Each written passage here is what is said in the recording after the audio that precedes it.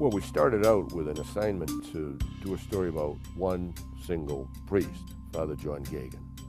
We didn't know anything about Catholic priests and abuse. I mean, we were an investigative team that had focused on official corruption and, shady business dealings and that sort of thing.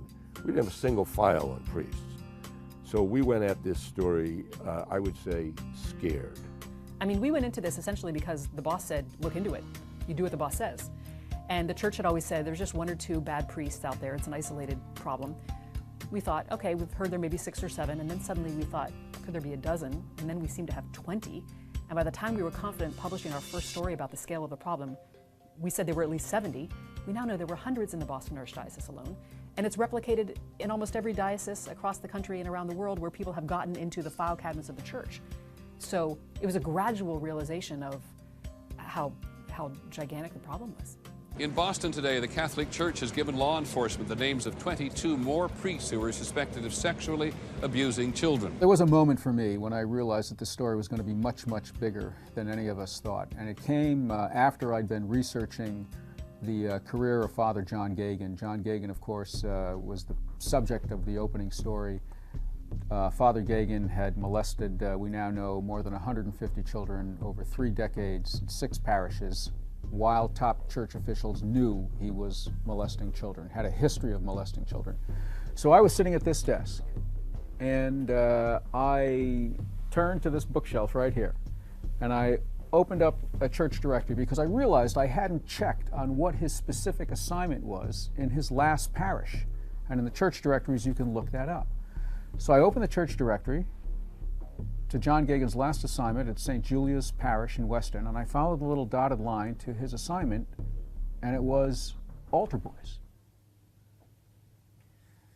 And I thought, wow, if the church had put him in charge of altar boys after knowing that he'd been abusing children for 30 years, we're onto something very, very seriously wrong, and that is going to be much bigger than any of us know. Because we all grew up in Catholic families, we really had a sense that this was a very powerful and beloved institution we were taking on, particularly in a very Catholic city like Boston. And we knew that would very likely shake our families. But we also knew we had to do it and just be prepared for whatever emotional reaction we got from family members. But my mom continues to go to church every day when she can, and my grandmother was a churchgoer till the day she died. But we saw all reactions, from leaving the church to being determined to stay with it and make it better. Well, the story had a much bigger impact in Boston because the Boston Archdiocese is the most Catholic of all the major archdioceses in the country. So the stakes for the Globe were a good bit higher, perhaps, because of the enormous influence of the church here in Boston. We had to really nail this story. We couldn't do it with anonymous sources. We had to have documents. We had to prove it beyond any doubt before we could publish it. We published our stories right at the dawn of the internet era. When we published day 1 and day 2, they were based on the church's own internal documents, and we actually put those documents up online. Today that's a standard procedure, but back then it seemed pretty novel. But it did 2 things. It showed people that our story was irrefutable. It showed people that everything in the story was nailed to the ground. Everything in the story was based on the church's own internal documents. The other thing it did is it sent the story all over the world. It's been said, and I think it's true, that this is the first investigative story that ever went viral. The scene in the movie where we come down to the Spotlight office and the phones are literally ringing off the hook, it's very, very accurate.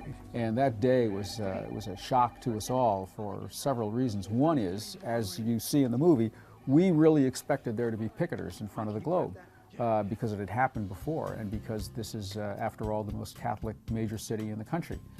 And there were no picketers. And then, all of a sudden, the phones really did just go crazy. And just as you see in the movie, we had to have a couple of interns from the city desk come down to the Spotlight office just to handle the calls. And that's all we did, was answer calls all day long. It was incredible.